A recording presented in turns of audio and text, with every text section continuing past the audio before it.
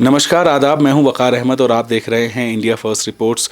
सारी दुनिया जानती है लेह में, लद्दाख में आखिर हो क्या रहा है। आपने भी देखा, अपने ड्राइंग रूम में बैठ के खबरें देखी, हर तरह की खबर, नेगेटिव भी पॉजिटिव भी। क्या आपके दिमाग में कोई सवाल ऐसा आता है कि लद्दाख के लोग जो खुद अपने आप में बहुत ज़्यादा अमन पसंद लोग होते हैं, और हमने देखा है, इतिहास गवाह है इस बात का, पूरी दुनिया जानती है ये बात। हम मेरे दिल में ये सवाल उठा कि लद्दाख जाया जाए और वहाँ के लोगों से मिला जाए और जाना जाए कि लद्दाख की ऐसी अचानक से जो हिंसा यहाँ पे हुई, उसके पीछे असल रीज़न क्या है। सरकार से लद्दाख के लोग मांग क्या रहे हैं, क्या उनकी कोई डिमांड नाजायज़ है या जायज़ है। ये सवाल शायद मेरे और आपके, हम दोनों के ही हैं। मैं आज सुबह, आज 28 सितंबर का दिन है, मैं सुबह से यहाँ पे आके रिपोर्ट कर रहा हूँ, जगह जगह लोगों से मिल रहा हूँ। बहुत सारे लोग ऐसे हैं जो कैमरे पे आके कुछ भी बोलने से गुरेज कर रहे हैं। उनको डर है कि प्रशासन कहीं उनके ऊपर कोई ऐसा इल्ज़ाम लगा के उनके साथ अरेस्टिंग या कोई हादसा ना हो जाए जिससे उनको और परेशानी हो। आप सब जानते हैं कि लेह के लोग, बुद्धिस्ट लोग या यहाँ के कारगिल के मुसलमान, ये लोग बहुत शांति प्रिय लोग हैं, ज़िंदगी को बहुत आराम से बिताना चाहते हैं, इनकी ज़्यादा ज़रूरतें भी नहीं हैं। उसके बावजूद भी अगर उनके साथ कुछ डिमांड्स के साथ ऐसा हो जाए जिससे उनके ऊपर तशद्दुद हो और वो ज़िंदगी से थोड़ा सा पिछड़ने लगें या उनकी शांति अशांति में बदल जाए, तो ये सोचने की बात आपके लिए भी और मेरे लिए भी है। मैं आज सुबह से यहाँ पर भटक रहा हूँ, लोगों से मिलने की कोशिश कर रहा हूँ, और मेरी खुशकिस्मती है कि मेरे साथ लद्दाख एपेक्स बॉडी के मेंबर हैं अशरफ अली साहब, और मैं उनसे बात करूँगा। और सिर्फ ये जानने के लिए मैं यहाँ आया हूँ कि आखिर यहाँ का ये असली मुद्दा लद्दाख का है क्या, लद्दाख की रूह आखिर क्या है, लद्दाख के लोग कैसे हैं और लद्दाख का मुद्दा क्या है। अशरफ साहब, मैं आपका बहुत बहुत स्वागत करता हूँ अपने चैनल पे, और मैं आपका शुक्रिया अदा करना चाहता हूँ पहले कि आपने मुझे वक्त दिया। मैं चाहता हूँ कि दिल्ली में बैठे जो आम जनता है, जो लोग लद्दाख के बारे में जानना चाहते हैं, लद्दाख के असली मसले को जानना चाहते हैं, क्या है वो मसला। इसमें थोड़ा सा आपको बैकग्राउंड में जाना पड़ेगा। हिंदुस्तान जब आज़ाद हुए 1947 में, उसके बाद जम्मू कश्मीर को जब इंडिया के साथ इल्हाक किया गया, उस टाइम सबसे खुश लद्दाख के लोग थे। अच्छा। क्योंकि लद्दाख के लोग जो है हिंदुस्तान के साथ दिल व जान से बैठना चाहता था, और इसलिए चाहता था कि हमारे बुज़ुर्गों ने ये सोचा कि हिंदुस्तान एक डेमोक्रेटिक सेक्युलर कंट्री बनने जा रहा है, तो इसमें हमें हर तरह की आज़ादी होगा, तो हमारे लिए हमारा फ्यूचर इसी के साथ है। तो तब से लद्दाखी लोग हिंदुस्तान के साथ बैठकर बहुत खुश हैं। और उसके बाद लद्दाख में जब भी संकट आया, चाहे वो चाइना की तरफ से आया, चाहे वो पाकिस्तान से आया, 1962 वॉर में भी लद्दाख के लोगों ने फ़ौज के साथ शाना बशाना खड़ा होकर देश को डिफेंड करने में आगे आया। और उसके बाद 65 की लड़ाई हुई, वहाँ भी लद्दाखियों का बहुत बड़ा एक रोल रहा। इसी तरह से 71 वॉर में भी लद्दाखियों ने बहुत दिखाया, वॉर में अपना हिम्मत दिखाया, सब कुछ दिखाया, अपना लॉयल्टी दिखाया, पेट्रोटिज्म को जिंदा रखते हुए देशभक्ति दिखाया। बिल्कुल बिल्कुल। उसके बाद कल 99 रिसेंटली करगिल वॉर हुआ था, वहाँ भी लद्दाखियों ने बिल्कुल पहले की तरह फ़ौज के साथ शाना बशा खड़ा होकर दुश्मन को धकेलने में अपना पूरा योगदान दिया। तो लद्दाख के लोग हिंदुस्तान के साथ बैठने में बहुत खुश था। लेकिन दूसरी तरफ एक बात थी कि लद्दाख के लोगों के साथ एक स्टेप मदरली ट्रीटमेंट हो रहा था जम्मू कश्मीर के अंदर। हमारा एरिया 65,000 किलोमीटर है, उतना जम्मू और कश्मीर का नहीं है मिला के, तो इतना बड़ा एरिया है। हाँ, अलबत्ता हमारा पॉपुलेशन स्पेशली पॉपुलेटेड एरिया है, टेरेन बहुत डिफ़िकल्ट है, यहाँ पे सर्दी बहुत पड़ जाते हैं, पहाड़ी इलाका है, और फिर यहाँ का कोई ऐसी ख़ास हमारा एग्रीकल्चर प्रोडक्शन भी नहीं है। ऐसे में हमें बहुत ही थोड़ा सा हमें एक फंड्स जम्मू कश्मीर से मिलता था, जिसमें गुजारा करते करते हमने बहुत सा टाइम निकाला। अब फिर बाद में लद्दाख में उस वक़्त के लोगों ने सोचा कि भाई जम्मू कश्मीर से हमें थोड़ा अलग होना चाहिए, ये फीलिंग लोगों में आया, ताकि हमारा डेवलपमेंट हो जाए, ताकि हमारा फ्यूचर थोड़ा सुधर जाए। तब वहाँ हमारे पुराने लीडरों ने, हमारे वेटरन लीडर्स ने, उन्होंने एक मांग शुरू कर दिया कि भाई हमें जम्मू कश्मीर से अलग किया जाए, हमें यूटी का दर्जा दिया जाए, यूटी विद लेजिस्लेचर का दर्जा दी जाए, और हमें जम्मू कश्मीर से अलग कर दिया जाए। तो ये मांग काफ़ी देर से चल रहा था। उस वक़्त हमारा ये ख्याल था, उस वक़्त हमारे वेटरन लीडर्स का ये ख्याल था कि जम्मू कश्मीर में उस वक़्त एक प्रोटेक्शन था आर्टिकल 370 की वजह से। तो उस वक़्त हमारा ये ख्याल था कि अगर जम्मू कश्मीर से हम जम्मू कश्मीर स्टेट से अलग करके हमको यूटी बनाया जाएगा विद लेजिस्लेचर, तो शायद जम्मू कश्मीर में जो प्रोटेक्शन अभी है वो शायद हमें भी एक्सटेंड किया जाएगा। लेकिन बात एक ये भी था कि भाई 370 के होते हुए लद्दाख को यूटी देना जो है नामुमकिन सी बात है। और लोग ये भी सोच रहा था ये बहुत ही एक मुश्किल चीज़ है इस तरह ये डिमांड पूरा होना। लेकिन फिर भी लद्दाखियों ने अपना एक बात रखा था, इन केस फ्यूचर में ऐसा कुछ होता है तो हमारा ये स्टैंड रहेगा, इसलिए बात रखा था। और उस पर टाइम टाइम में फिर हम लोगों ने उसमें मांग भी करते रहे। तो बाद में फिर इसका बहुत ज़ोर पकड़ लिया। और एक वक्त ऐसा आया कि सारे पॉलिटिकल पार्टी को डिसबैंड करके एक लद्दाख यूनियन टेरिटरी फ्रंट बना के हमने यूटी की डिमांड को बहुत ज़ोर से उठाया। तो कल बीजेपी की सरकार थी। हाँ बिल्कुल, लद्दाख बीजेपी की सरकार थी। तो फिर कल जब 2019 के को में अचानक से अनाउंसमेंट हो गया, ये बहुत ही कॉन्फिडेंशियल हो गया कि लद्दाख को यूटी दिया जा रहा है। अच्छा। यहाँ के स्टेक होल्डर्स को कॉन्फिडेंस में बिल्कुल नहीं लिया। और एक बात मैं आपको यहाँ नोट कराना चाहता हूँ, अगर हमारे लीडर्स को कॉन्फिडेंस में लिया जाता, गवर्नमेंट अगर ये बोलते कि हम आपके डिमांड को पूरा करने जा रहे हैं लेकिन हम आपको सिर्फ एक सिंपल यूटी से ज़्यादा नहीं दे सकते हैं, शायद हमारे कोई भी लीडर ये जुर्रत नहीं करता कि इसको एक्सेप्ट करता। क्योंकि विदाउट लेजिस्लेचर, विदाउट प्रोटेक्शन ये यूटी हमारे लिए किसी काम का नहीं था। लेकिन प्रमोशन तो यूटी का ऐसा हो रहा है कि पहले यूटी की डिमांड की और अब जो है दूसरी डिमांड है। ठीक है, हाँ ये बात एक चीज़ है। लेकिन लद्दाख के लोगों की शराफत देखिए, ये शराफत ही है ना। जब अनाउंसमेंट किया, गवर्नमेंट ने यूटी बना दिया, तो लोगों ने सोचा चलो फिलहाल तो हमें चुप बैठना चाहिए, ऐसा हमें बिल्कुल ये नहीं होना चाहिए कि किसी ने अड़िग नहीं होना चाहिए, किसी अड़ना नहीं चाहिए। जब मिला तो आगे शायद आप इन्होंने गवर्नमेंट ने एक अच्छे नियत के साथ लद्दाखियों को आगे बढ़ाने के लिए कुछ सिस्टम बना दिया, अलग एक सेटअप बना रहा है। तो हमारे एस्पिरेशन को भी ख्याल करते आगे थोड़ा बहुत जो कुछ हमारा ज़रूरत है वो भी पूरा करेंगे, इस ख्याल से सब ने एक्सेप्ट भी ऑलमोस्ट कर लिया था। उसके बाद क्या महसूस होने लगा यूटी के बाद? अब देखिए क्या थी अब उसके बाद क्या हुआ। अब उसके बाद हमारे लोगों में फीलिंग्स आ गया, देखो भाई यूटी बन गया तो एक लेफ्टिनेंट गवर्नर साहब इधर आए, ब्यूरोक्रेट्स कुछ लोग आए, तो सारा पावर एक आदमी के हाथ में है, ब्यूरोक्रेट्स चला रहे हैं। यहाँ के लोकल लोगों का कोई रोल नहीं है। हालांकि यहाँ पर हमारा लोकल एक लद्दाख ऑटोनोमस डेवलपमेंट काउंसिल है, एक स्टैट्यूटरी बॉडी है, तो उसके भी पावर्स भी में भी बिल्कुल डाइल्यूट होते हुए नज़र आया। उसको भी ठीक से नहीं चल पा रहा था। मैं जो समझ पा रहा हूँ ठीक से तो वो ये कि यहाँ के जो लीडर्स हैं, जो यहाँ के मुकामी लोग हैं, जिनको यहाँ की असल बात पता है, उनकी बात अब नहीं पहुँच रही क्योंकि गवर्नर आके बैठ गए और ज़मीनी जो परेशानियाँ हैं वहाँ तक वो नहीं सॉल्व कर पा रहा। उसके बाद क्या हो गया, उसके बाद फिर लद्दाख के फिर हमारे वेटरन लीडर्स बैठे, उन्होंने ये सोचा कि भाई ये सिस्टम इस तरह से अगर चलेगा तो इसमें तो हमारा फ्यूचर नहीं है, इसलिए हमें आवाज़ उठाना पड़ेगा दोबारा फिर। और वो बेसिक डिमांड जो उस आवाज़ की थी वो क्या थी, ज़रा क्लियर कर दें। बेसिक ये था कि उस वक्त हमें प्रोटेक्शन की हमने डिमांड किया, हम प्रोटेक्शन चाहते थे। फिर हमने देखा कि भाई फिर हमें ये यहाँ काफ़ी गवर्नमेंट की तरफ, बीजेपी गवर्नमेंट की तरफ से, हालांकि वो ट्राइबल मिनिस्टर यहाँ पे आके अनाउंसमेंट भी किया कि आपको 6 शेड्यूल में लिया जाएगा। उन्होंने रिकमेंडेशन भी किया था, लेकिन कहीं एमएचए में आके वो रुक सा गया। तो उस वक़्त हमारे लोगों ने इसलिए किया कि भाई देखो हम 97% ट्राइबल्स है, तो कॉन्स्टिट्यूशन में ऑलरेडी 6 शेड्यूल जो है हमारे लिए प्रावधान रखा गया है, तो उसी को मांगने में तो कोई नाजायज़ नहीं कर रहे हम, जिसका हमें कॉन्स्टिट्यूशन में हमारा राइट है। हमने सोचा इसका हमें डिमांड करना चाहिए।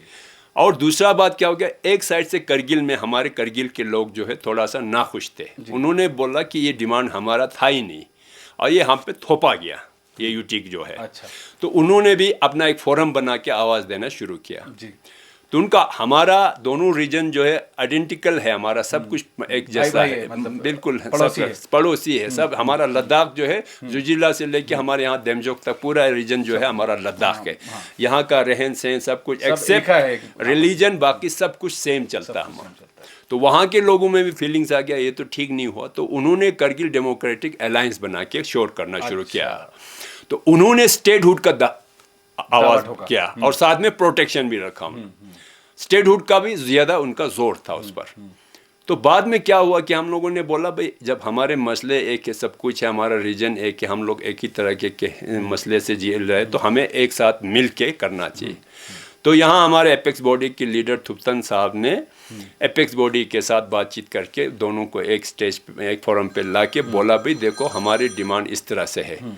तो वहाँ पर हम लोगों ने आपस में मिल के ये हुआ कि ठीक है हमें लेजिस्लेचर भी चाहिए, लेजिस्लेचर के लिए स्टेटहुड ज़रूरी है, तो प्रोटेक्शन भी चाहिए। तो उधर का स्टेटहुड इधर का 6 शेड्यूल दोनों मिला के फिर हमने 4 पॉइंट एजेंडा बनाया। अच्छा। उसमें सबसे पहले स्टेटहुड, फिर 6 शेड्यूल, फिर उसके बाद PSC पब्लिक सर्विस कमीशन की बात आई थी, और उसके बाद 2 MP की डिमांड, एक करगिल के लिए एक लद्दाख के लिए, क्योंकि अभी तक सिर्फ एक ही 65,000 किलोमीटर को सिर्फ एक ही MP नुमाइंदगी कर रहा है। तो मैं जो समझ पा रहा हूँ वो ये है कि जो आपका 4 पॉइंट एजेंडा जो बनाया आपने, आई थिंक वो सारे हालातों को कवर करते हुए देखते हुए बनाया कि अगर ये सब हो जाता है तो आप लोगों का जो है उद्धार, बिल्कुल, और फ्यूचर और अच्छा हो जाएगा, अच्छा हो जाएगा। यही चीज को डिमांड किया। आपको महसूस होता है कि जो सेंट्रल गवर्नमेंट है आपके इस एके को, या आपकी जो यूनिटी है और आपके जो इतने कंबाइंड एजेंडाज आपने तैयार करके उसको डॉक्यूमेंट करके प्रेजेंट किया जी, उनको कहीं इनसिक्योरिटी तो नहीं है कि यहाँ पे अगर इस तरह की चीजें लागू हो जाती हैं तो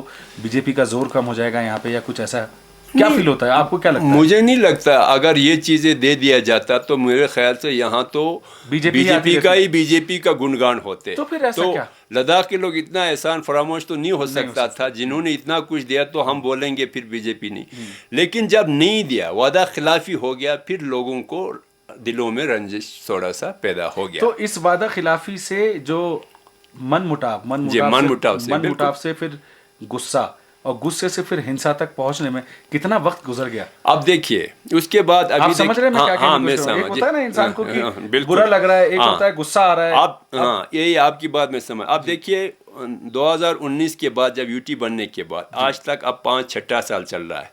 इन 5 सालों में हमारे बच्चे जो पढ़ लिख के आए थे वो बिल्कुल ही बेरोजगार हो गए। गेजेटेड पोस्ट तो एक भी हमारा नहीं हुआ, जबकि जम्मू कश्मीर के साथ होते हुए गेजेटेड पोस्ट पर हमारे यहाँ से लेकर के दोनों मिला के 10-12 बच्चे तो निकलते जाते थे। इन 6 सालों में कितना होता है, 12-5-12-6 72 72 बच्चे तो गेजेटेड पोस्ट पे लग ही जाते। बिल्कुल बंद हो गया। थोड़ा बहुत रिक्रूटमेंट होता था वो भी रुक गया था। तो ये सब यूटी बनने से पहले की जो फायदे थे वो रुक गया, सारा रुक गया। तो यहाँ पे बच्चों में बहुत ही फ्रस्ट्रेशन बढ़ते गया। माँ बाप भी परेशान हो गए, यार बच्चों को पढ़ा लिखा के अब तो कुछ फ़ायदा नहीं हुआ। अब यहाँ पे देखिए ज़्यादातर यहाँ पे रोज़गार जो सैलरी बेस्ड है, यहाँ लोगों को तनख्वाह के सिवा और कोई ज़्यादा ऑप्शन है नहीं यहाँ पे। और तनख्वाह के सिवा और कुछ सोचा भी नहीं। छोटा शहर है और यहाँ के हालात भी ऐसा है। यहाँ पर कोई एग्रीकल्चर प्रोडक्शन इतना नहीं है। हाँ, थोड़ा सा टूरिज्म की बात है, वो भी अभी वो 6 महीने का, सब कुछ 6 महीने का ही है। तो पहले इधर से फौज में बहुत सारे लोग जाते थे, फौज में काफ़ी कुछ एम्प्लॉयमेंट का एवेन्यूज मिलता था। अब अग्निवीर बनने के बाद वो भी रुक गया हमारा। समझे ना आप, आज की डेट में 3,000 से ज़्यादा हमारा पेंशनर है। 3,000 मीन 3,000 हाउस होल्ड होगा उसके पीछे, आप समझे ना। तो ये सारे अब परेशानी हमारे बढ़ते गए, बच्चे बेरोज़गार हो गया। कुछ हमारा सोल्यूशन फिर हम ये 4 पॉइंट एजेंडा, फिर जब गवर्नमेंट के साथ आए, फिर बाद में ये बात हुआ कि गवर्नमेंट ने हमें बुलाया और HPC बनाया, हाई पावर कमेटी, जिसमें मेंबर रखेगा और बातचीत शुरू हो गया। कहीं राउंड्स ऑफ मीटिंग हमारे हुए। अब लास्ट ईयर बड़े मुश्किल से हमें यही जो बच्चों की अनएम्प्लॉयमेंट के लिए छोटा सा मसला हमारा हल हो गया, जिसमें डोमिसाइल जो है हमें ज़रूरत था। लेकिन हम जो चाहते थे वो तो नहीं मिला, हमें बहुत कुछ कंप्रोमाइज़ क्यों करना पड़ा, क्योंकि हमारे बच्चे बहुत परेशान हो रहे थे, बच्चे बहुत फ्रस्ट्रेट हो रहे थे। तो हमने झुक के, हम अपने से बहुत नीचे आके हमने मान लिया। उसमें एक क्राइटेरिया रखा है, ये डोमिसाइल जो सिर्फ एम्प्लॉयमेंट के लिए ही रहेंगे। तो हमने सोचा बाकी चीज़ों के लिए तो चलो अभी हमारे पास ऑप्शन रह गया बातचीत करने के लिए, इसलिए हम चुप हो गए, आगे बढ़ गया। हमने बच्चों के लिए ये कुर्बानी कंप्रोमाइज़ कर लिया हमने। अब क्या हो गया, वो करने के बाद भी अभी आप देखिए फिर भी डोमिसाइल तो हो गया, अभी इनका वो रूल्स बनाने में इतने साल लग गए, अभी भी अब जाके थोड़ा बहुत कुछ हो रहा है, लेकिन उसमें भी बहुत देर कर रहा है। और अच्छा, मेरा एक सवाल यहाँ पे ये आता है कि जो 4 डिमांड्स हैं हाइपोथेटिकल सिचुएशन में सोचिए कि वो पूरी हो जाती है, तो क्या क्या फायदे होने वाले हैं यहाँ पे? अब आप उसमें देखिए अब क्या हो, लोगों को फ्यूचर पता लगे। बिल्कुल बिल्कुल। अभी देखिए, एक तो हमारे लोग हमारे लैंड का प्रोटेक्शन चाहते हैं, जॉब का प्रोटेक्शन चाहते हैं, और फिर उसमें हम चाहते हैं हमारा इन्वायरमेंट जो है बहुत फ्रेजाइल है, बहुत फ्रेजाइल है। हम लोग ग्लेशियर के पानी पे टिके हुए हैं। अगर हमारे ग्लेशियर ख़त्म हो जाते हैं तो हमारा ज़िंदगी ख़त्म हो जाएगा, या हमें पलायन करना पड़ेगा यहाँ से। तो इस तरह के बहुत सेंसिटिव इश्यूज हमारा है। तो अब ये एनवायरमेंटल इश्यूज के अंदर जो है, अचानक से अगर हम बात करें ये सोनम वांगचुक की, उन्होंने भी बहुत ज्यादा इस पे मेहनत करी है, तो अब उनकी एंट्री कहाँ से होती है? अब ये होता है, सोनम वांगचुक एक एनवायरमेंटलिस्ट है, उसने लद्दाख को बहुत बड़ा एक कंट्रीब्यूशन दिया है।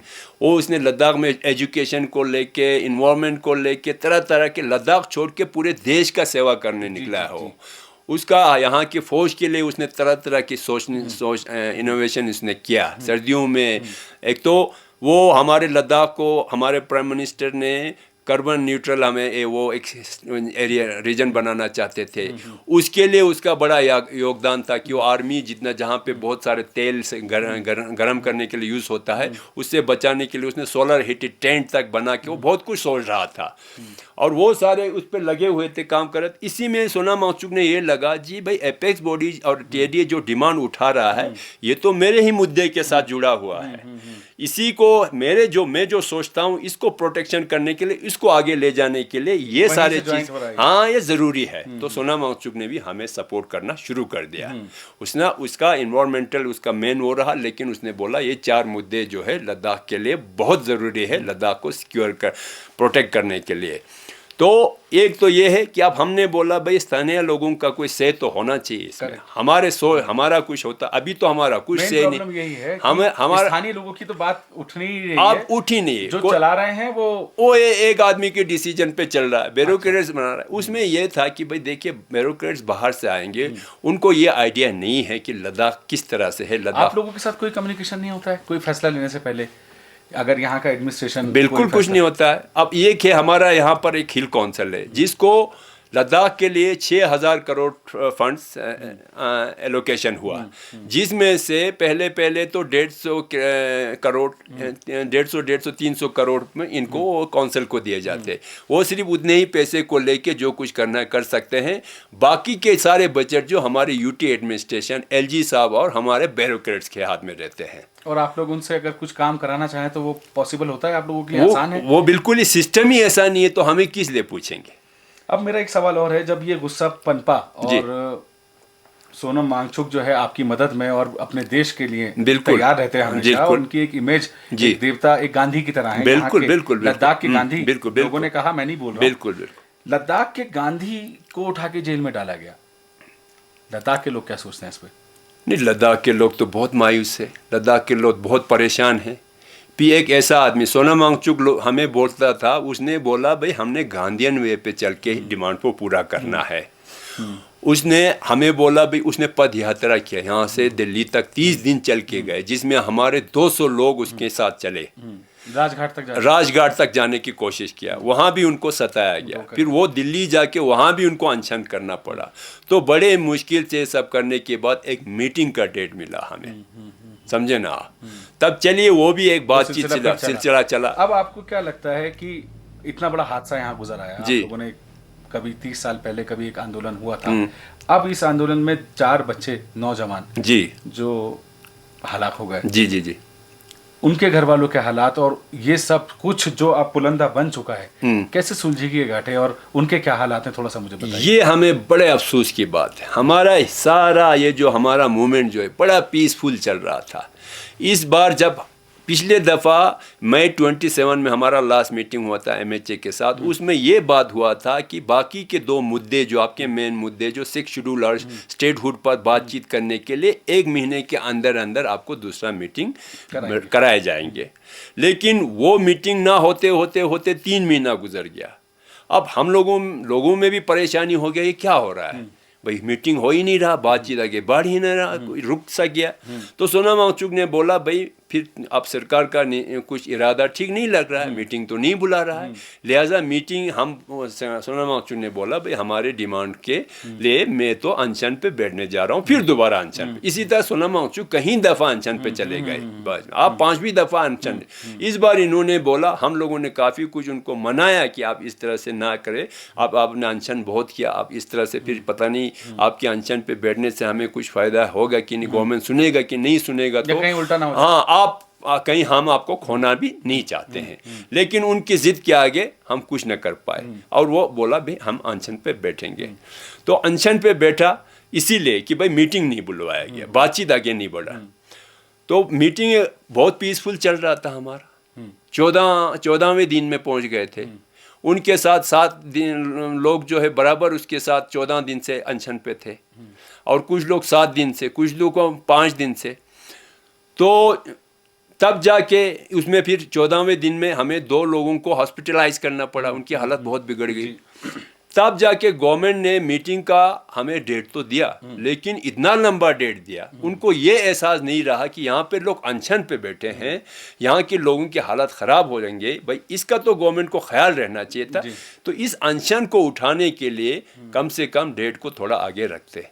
आपको लगता है कि यहाँ के जो ब्यूरोक्रेट्स हैं और जो LG हैं, सरकार तक जो आपकी बात टाइम टू टाइम पहुंचनी चाहिए, क्या यहाँ पे अब यही तो हमें ऐसा कोई बैरियर फील करते हैं? हाँ, यही तो हमें परेशानी है कि अब हमारा लोकल एडमिनिस्ट्रेशन जो LG साहब है, वही तो हमारा अब सिंगल जरिया है जो गवर्नमेंट तक हमारी बात पहुंचाने के लिए। वो अब उसको तो यहाँ की सारे हालात को संभालना उनका काम था।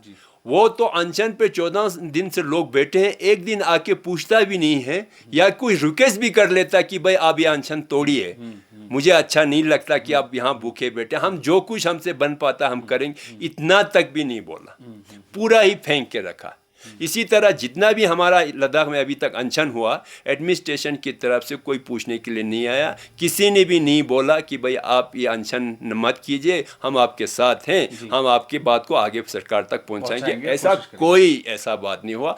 इस बार भी यही हुआ।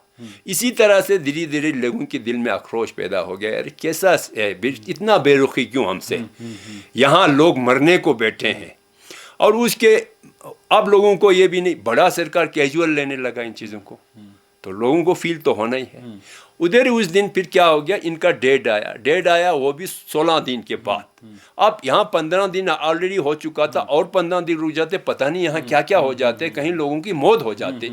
तो उसके बाद फिर हम मीटिंग कैसे करेंगे, कैसे हम मीटिंग करेंगे? सरकार ने इस बात का ख्याल नहीं रखा। 15 दिन तक वो अनशन पे बैठे रहे, 16 दिन आगे का टाइम दिया गया। 2 लोग हॉस्पिटल हो गए और लोगों की तबीयत खराब हो सकते थे, दिन ब दिन खराब हो रहे थे। महसूस हुआ कि अब फिर हमने क्या किया, फिर हमने बोला भाई, फिर हमने थोड़ा सा इसको थोड़ा सा और भी स्ट्रांगली गवर्नमेंट तक, सिर्फ हम ये बोलते थे कि आप डेट को एडवांस कीजिए, ये ठीक नहीं है इस तरह से। इन दोनों कोशिशों के इधर सोनम वांगचुक जो है लगे पड़े 15 दिन तक बैठे रहे, उधर आप लोगों ने भी टॉक्स चलाई और 16 दिन का एक्सटेंशन लिया, टाइम लिया, और आप चाहते थे कि वो थोड़ा एडवांस कर ले। इन दोनों के बीच में जो ये अचानक से बवाल हुआ, तो अब इसमें क्या हुआ, जब इस तरह से सरकार का एक एटीट्यूड रहा कि एक तो डेट इस तरह से, दूसरा उसमें थोड़ा सा ये भी शक हो गया, पता नहीं सरकार हमारे डिमांड को कहीं किसी मकसद पे पहुंचाने वाला है कि नहीं है, या कि कुछ ऐसे ही कैजुअल लेके हमें फुसला रहे हैं, बढ़ा रहे हैं, तारीख पे तारीख वाला काम कर रहा है। तो इसलिए थोड़ा सा उस वक़्त बोला कि लोगों को एक कॉल दिया गया भी थोड़ा ज़्यादा संख्या में लोग आ जाए ताकि गवर्नमेंट का प्रेशर हम थोड़ा बढ़ा सके। ये बहुत ही पीसफुल था सब कुछ। इस बार जो अनशन जो है पीसफुल आप लोग सब इसीलिए बोल रहे हैं क्योंकि यहाँ का रिकॉर्ड है, बिल्कुल बिल्कुल रिकॉर्ड है। यहाँ के लोग जो है हमेशा अमन चाहते हैं, अमन के साथ बैठे हैं। हालांकि हमारा बॉर्डर इलाका है, इतना सेंसिटिव एरिया है, फिर भी हम लोग अमन और शांति के साथ बैठने में हम यकीन रखते हैं। फिर उसके बावजूद अचानक से ये खैर कैसे हो गया? अब अचानक से ये हुआ सर, कल 24 तारीख को जब डेट की बात आई तो फिर लोग कुछ ज्यादा आ गए उसमें। जवानों ने, पहले जवान आते भी नहीं थे, यंगस्टर्स आ गए, यंगस्टर इतने ज्यादा आ गए कि हम लोग ही समझ नहीं पाए क्या हो रहा है। तो आया तो देखा, फिर हमने बहुत कोशिश की इनको बिल्कुल कंट्रोल में रख के पीसफुली हमें करना था। बहुत कोशिश किया लेकिन संभाल नहीं पाए हम। आक्रोश बहुत ज्यादा था जवानों में, तो थोड़ा सा भटक गए, थोड़ा सा उधर गया तो कोई थोड़ा सा कोलेटरल डैमेज करने इस टॉपिक पे मैं ज्यादा आपसे बात नहीं करूंगा, हो सकता है इसका मैसेज गलत जाए, नौजवानों में गलत जाए, मैं नहीं कहूंगा। जो भी हुआ, आज हम जिस मुहाने पे लद्दाख खड़ा है, जी। आपको अब क्या महसूस होता है कि क्या अब हालात सुधारे जा सकते हैं, या आपको इनसिक्योरिटी है, या आपको सरकार से डर है कि आपके साथ कोई जिस तरह से ये चल रहा है कि सोनम वांगचुक को जेल पहुंचा दिया, एपेक्स बॉडी के ऊपर कोई नजर ऐसी नेगेटिव नजर है, या आपको क्या फील होता है इस बारे में? अब आप देखिए, कल के इंसिडेंट के बाद गवर्नमेंट की तरफ से कुछ बयान आए हैं, एलजी साहब की तरफ से भी आए, तो कुछ टीवी वाले बयान की बात, टीवी वाले की बात। अच्छा, आपके साथ कोई सामना बिल्कुल किसी से टीवी पर ही चल रहा है। क्या है उसके? उन्होंने बयान में कुछ फॉरेन हेड की बात करता है। अब वो जो वहाँ पे कल कैजुअलिटी जो हुए उसमें कुछ नेपाली थे, कुछ एक तिब्बतन था, कुछ डोडा के लोग, ये तो मजदूर लोग थे। मैंने देखा है, बाजार में घूमा हूँ, मैंने नेपालियों को भी देखा, बिल्कुल, मैंने राजस्थानी इसको भी देखा, वो तो यहाँ पे काम करने वाले हैं, तो मजमा जम जाता है। अरे जिनाब देखिए, लद्दाख में सालों साल से डोडा से नेपाल से बहुत लोग यहाँ काम करने, मजदूरी करने आते हैं, समझे ना आप। कल वो राह चलते लोगों से भी हैं, हाँ, जब पुलिस ने इनडिस्क्रिमिनेट फायरिंग किया तो राह चलते लोगों को भी लग गया। ये लोग तो राह चलते लोग थे, अपने काम से इधर से वापस इधर उधर से आ रहे थे, तो गोलियां उन पे भी चल गया, क्योंकि गोलियों को किसी को देखते नहीं है, गोलियां तो इनडिस्क्रिमिनेट फायरिंग हुआ था वहां पे, समझे ना आप। अब हमारे जैसे इतने से पॉपुलेशन में 90 लोगों को गोलियों से जख्मी किया गया, और जिसमें से हमें बड़ा दुख है, अफसोस के साथ है, हमारे 4 नौजवानों की जान चली गई। वो फ्यूचर का हमारा सोनम वांगचुक हो सकता था वो भी, तो ऐसे लोगों का जान हमें गंवाना पड़ा। सोनम वांगचुक ने तो अपना पूरा फ्यूचर ही नाम कर दिया, देश के नाम। लेकिन अब जो हालात सोनम वांगचुक के साथ हो रहे हैं, जी, उसका फ्यूचर ही अब तो खराब नजर आ रहा है। बिल्कुल जी। अब ये अब हम उम्मीद, और भी हम अपना उम्मीद नहीं छोड़ा है, अभी भी हम सरकार से उम्मीद रखते हैं कि अभी भी इस मसले का कोई हल निकालिए आप। यहाँ के हमारे डिमांड जो कोई ऐसी नामुनासिब डिमांड नहीं है। इतने से रीजन के, इतना दूर दराज एक इलाका, सीमा से लगे हुए इलाके, जहाँ पे इतना कुछ भी नहीं, इसके देने से हिंदुस्तान का क्या बिगड़ने वाला है, क्या बिगड़ने वाला है? आपको इतना कौन सा बजट, आपको लाखों करोड़ की बजट देने की तो ज़रूरत आपको नहीं है। थोड़े से बजट में लद्दाख का मसले हल हो जाते हैं। आपसे एक आखिरी सवाल जी, आप इसको ऐसे समझिए कि सरकार ने 4 पॉइंट एजेंडा को मान लिया, ऐसे जी तो तरक्की की खूबसूरत बात है, लेकिन अगर उसके साथ साथ सोनम वांगचुक का क्या, वो तो जेल में है, इस खुशी को आप कैसे मनाएंगे? नहीं, वो देखिए, हमें तो ये लगता है जब बातचीत की बात आएगी तो सोनम वांगचुक, तो ये 5 पॉइंट एजेंडा तो नहीं हो जाएगा 4 पॉइंट की? अभी हमें ये लगता है कि सोनम वांगचुक का, देखिए सोनम वांगचुक को आज जो सताया जा रहा है, वो तो इसलिए सताया जा रहा है कि इसने एपेक्स बॉडी और केडीए को सपोर्ट किया, हमारे मांगों को सपोर्ट किया, और सरकार आज ये समझते हैं कि सोनम वांगचुक को पीछे धकेलने से हमारी मांग रुक जाएगी। वो रुकने वाला तो लीडरलेस हो जाएंगे, ये तो होने वाला नहीं है, ये तो होने वाला नहीं। अब हमने कदम उठा लिया तो पीछे कैसे जाएंगे? हम जा भी नहीं सकते हम लोग। चलिए, जैसे भी हो, हमें यूं जैसे तैसे हमको इसको आगे बढ़ाना पड़ेगा। और सोनम वांगचुक को, हमें नहीं लगता है कि सोनम वांगचुक को अंदर करने से हम कमजोर, हम तो और भी मजबूत हो जाएंगे, हम तो और भी मजबूत हो जाएंगे। आज हमारे हर कोई लोग अब तो और भी समझने लग गया, सोनम वांगचुक की ये कुर्बानी में कितना ताकत है, जी जी सोनम वांगचुक की इस कुर्बानी में, इसकी मकसद में कितना बड़ा राज छुपा हुआ है। अब लोग समझने लग गया कि सोनम वांगचुक जैसा पढ़ा लिखा आदमी, जिस दुनिया देखे हुए आदमी क्यों इन मुद्दों को सपोर्ट कर रहा था, क्यों वो अनशन कर रहा था। ये बात दूर दूर तक ये बात दूर दूर तक पहुंचा। हमारे बच्चे समझने लग गया कि वाकई सोनम वांगचुक की बात में दम है, अगर ये तभी तो ये हमें सपोर्ट कर रहा है। इसलिए सोनम वांगचुक अब लद्दाखियों के हर किसी बच्चे के दिल में बसा हुआ शख्सियत है। उसको कहीं दूर करने से, इधर उधर करने से, जेल में लगाने से लद्दाखियों के दिल से निकलने वाला चीज़ नहीं है, बल्कि और भी शिद्दत से लोग उसको याद करेंगे। बहुत बहुत शुक्रिया जी। तो लद्दाख की डिमांड आखिर है क्या? वो चाहते हैं कि उनका पहाड़, उनका एनवायरनमेंट, उनके ग्लेशियर सेफ रहें। वो चाहते हैं कि उनके बच्चे, जिन्होंने आने वाली पौध जो देश के साथ कंधे से कंधा मिलाकर चलना चाहती है, वो खुशी से चले। इनके बुज़ुर्गों ने जो देश के साथ कुर्बानियाँ दी हैं, उनको मान्यता दी जाए। देश के कारगिल वॉर हो या कोई भी सिक्योरिटी इशू चाइना के साथ, सबसे पहले लद्दाख के लोग अपनी जान पर, अपने सीने पर गोली खाने के लिए हमेशा आगे रहे। इनकी कोशिश ये है और इनकी मांग ये है, मांगता भी इंसान ऊपर वाले से है, अल्लाह से है, भगवान से है, और ऐसे ही ज़मीन पर अपनी सरकार से है। और अगर सरकार उसको सुने तो शायद हम अपने देश के लिए और मजबूती के साथ अपना कदम उठा सकें, अपनी सिक्योरिटी को और स्ट्रॉन्ग कर सकें।